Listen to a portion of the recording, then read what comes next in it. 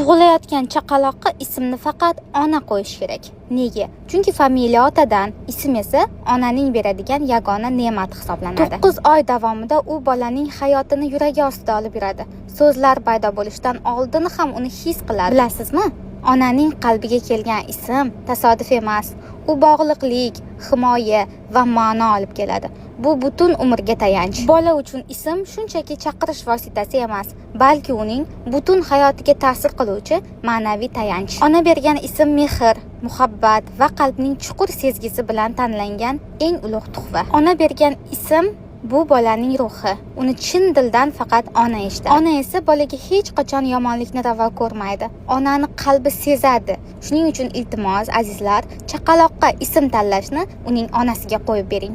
Farzandingiz uchun eng foydali ma'lumotlarni profilimdan olasiz. Albatta obuna bo'ling.